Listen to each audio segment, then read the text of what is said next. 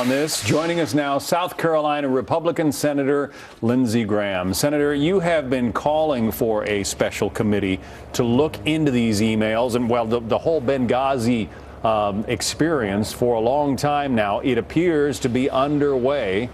Give us your reaction.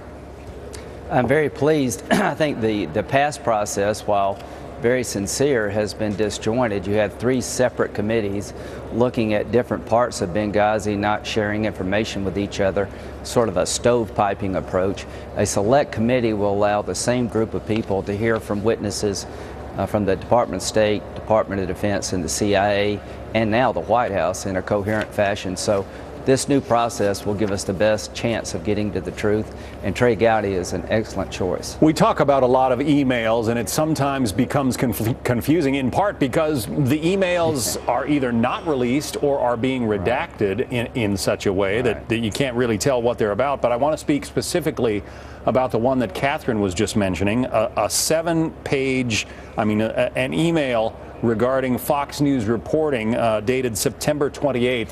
The White House is apparently withholding that, saying that it involves executive branch deliberations. Do they, in your view, have the grounds to do so? I really don't know, but I do know this. If it were not for an independent judiciary, the 14 September email that Judicial Watch was able to provide to the country through a court action last week would not have surfaced.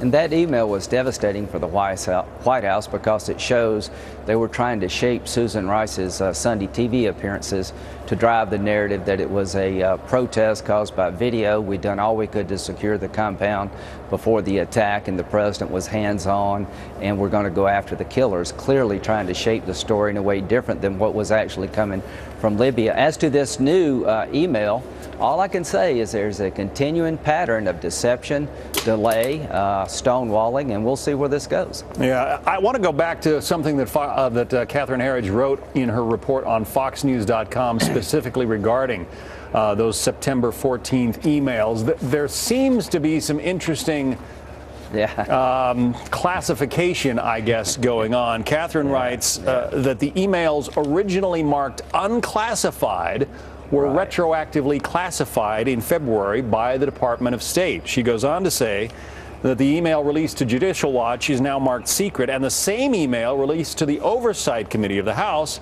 is marked confidential.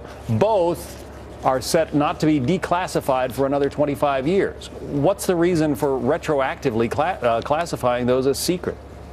Well, they've been playing a game of catch-up. They start a storyline right after the attack, 5 days after the attack, that's politically beneficial to the president, but it's collapsing. And as we get close to the truth and evidence to show that they were manipulating the facts on the ground for political purposes, they're trying to conceal it. So by classifying this email, you've got to remember there was an August subpoena coming from the House for all documents related to Benghazi.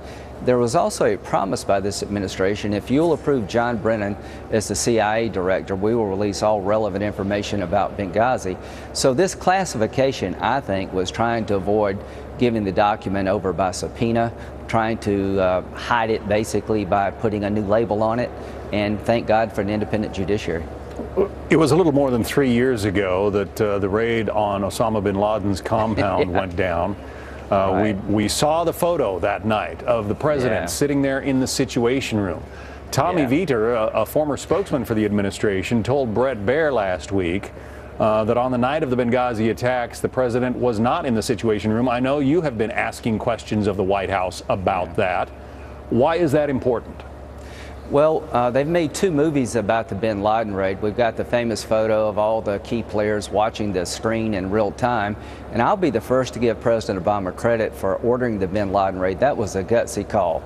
But you got to remember, there's a criminal investigation going on now about releasing classified information to make the president look good to media outlets like the New York Times, describing the raid in detail that compromised some of our sources. So here's the question for the country. Would this administration, if they are willing to leak classified information to make themselves look good, would they withhold it to keep from having to talk about a failure? they've got a propensity here to play politics with national security matters, and I think it caught up with them in Benghazi. Where was the president? We know what he did minute by minute in the bin Laden raid. When did he go to bed?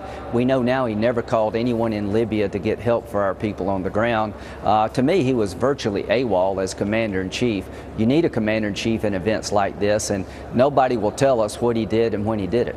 Senator Lindsey Graham is a Republican from South Carolina and a former prosecutor. Senator, thank you. Thank you.